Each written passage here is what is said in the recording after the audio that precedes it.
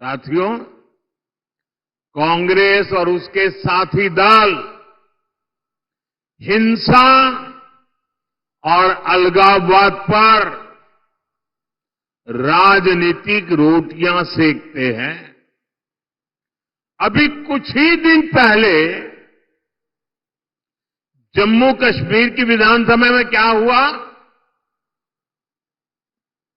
पूरे देश ने देखा है। आपने भी टीवी में देखा होगा, अखबारों में पढ़ा होगा, सोशल मीडिया में आया होगा। ये हमारा जम्मू एंड कश्मीर दशकों तक अलगाववाद और आतंकवाद में जलता रहा। महाराष्ट्र के मेरे कितने ही वीर जवान मातृभूमि की रक्षा करते करते जम्मू कश्मीर की धरती पर शहीद हो गए। और ये हालत बनी कैसे,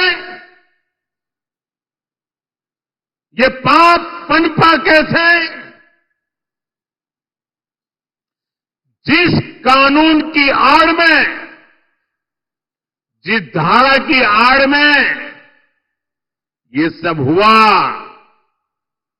वो धारा थी 370 और ये 370 धारा कांग्रेस की देन थी। और जैसे ही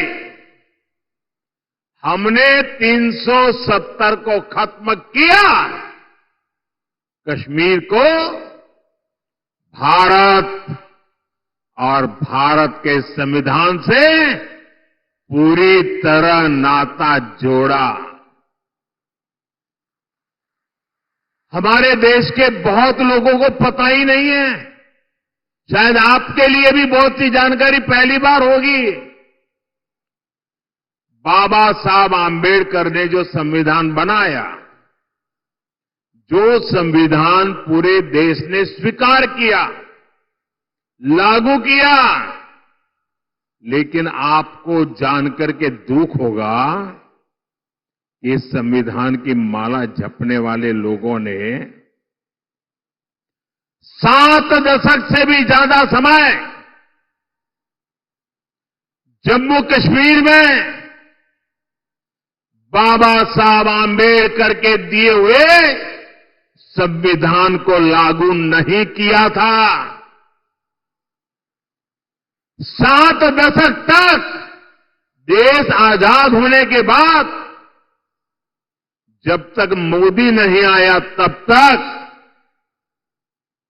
इस देश में 2 संविधान चलते थे। एक संविधान जो बाबा साहब आंबेडकर ने दिया, जिसका पालन हम सब लोग करते थे, और दूसरा विधान जम्मू कश्मीर था। जम्मू कश्मीर का हाईकोर्ट का जज शपथ लेता था, भारत के संविधान के नाम पर नहीं। जम्मू कश्मीर का मुख्यमंत्री शपथ लेता था, भारत के संविधान के नाम पर नहीं। कारण 370 की ऐसी दीवार थी जो बाबा साहब के संविधान को जम्मू कश्मीर में घुसने नहीं देती थी।